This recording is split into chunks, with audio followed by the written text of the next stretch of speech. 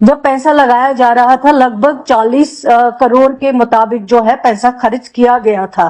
اور جب مجھے موقع ملا, میں جب ایگزامن کر رہی تھی, میٹنگ کر رہی تھی, میٹنگ میں مجھے پتا چلا کہ ہندوارہ کے اندر میڈیکل کالج جو ہے انڈر کنسٹرکشن ہے.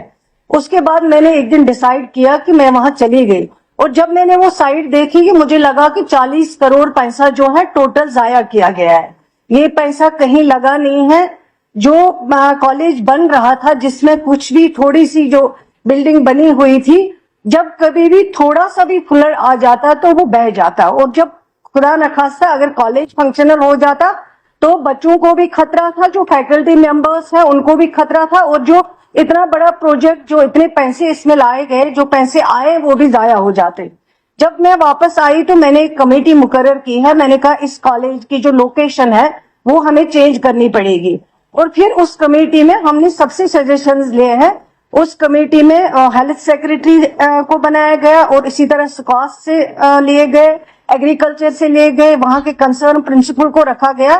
لیکن میں آنریبل ممبر سے گزارش کروں گی کہ میڈیکل کالج کو کانسٹیٹوئنسی وائز مت لے لیجئے. میڈیکل کالج ایک بہت بڑا ادارہ ہوتا ہے جس سے سب کو فائدہ مل سکتا ہے, جو بھی آس پاس کے وہاں ایریاز ہے.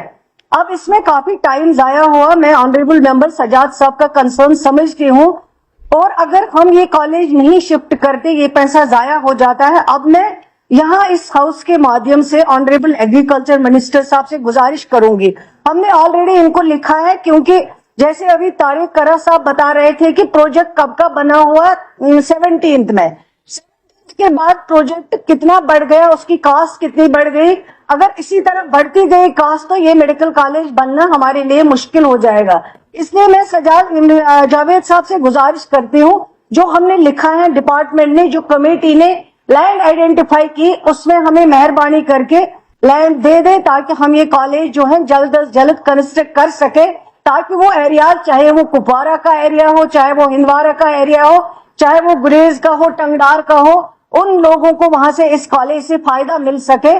اگر یہ کالج جلد بن جائے, اگر ڈیلے ہوگا تو مشکل ہوگا. جیسے آنریبل ممبر سجاد صاحب نے کہا ہے کہ اس کو پھر ریکگنائزیشن کا مسئلہ ہے. ابھی ہم نے فنڈنگ کے لیے پھر چٹھی لکھی گورنمنٹ آف انڈیا کو کہ فنڈنگ 25 تک آپ اس کو رہنے دیں, 25 کے بعد جو ہے ہم بنا رہے ہیں اس کو, یہ پیسہ آپ ابھی رکھ لیجئے. اس کے بعد کتنے بار ہم لکھیں گے تو یہ ہمارے لیے مشکل ہوگا, لیکن میں یقین دلانا چاہتی ہوں اس ہاؤس کو, یہ ہاؤس کی پراپرٹی ہے, اور انشاءاللہ ہم کوشش کریں گے جاوید صاحب کی مداخلت ہوتے ہوئے یہ زمین ہمیں جلد سے جلد مل جائے, تاکہ ہم وہاں پہ یہ کالج جلد سے جلد کنسٹرکٹ کر سکیں. شکریہ.